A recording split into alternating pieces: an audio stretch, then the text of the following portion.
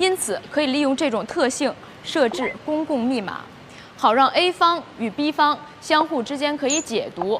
但是第三方想要知道这双方之间传递的信息，则很困难。RSA 公钥密码体制。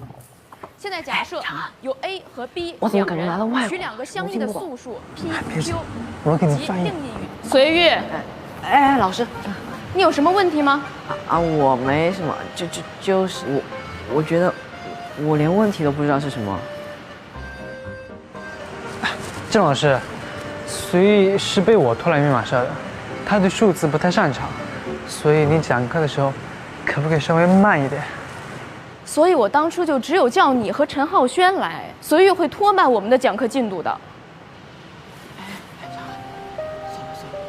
我教的已经到了大学程度的密码学和数论。随玉，你吃不消，最好离开，换到别的社团去。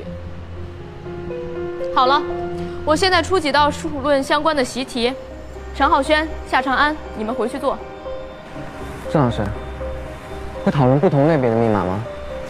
像凯撒密码、注释密码，还有一位式密码。那些经典密码对你们来说都太简单了，靠人力就可以解读。你和夏长安不需要学。好了，今天就到这儿了。我会把在密码社讲的习题和解题步骤上传到我们共用的云端空间，你们进入到空间自行下载来复习。下周5见。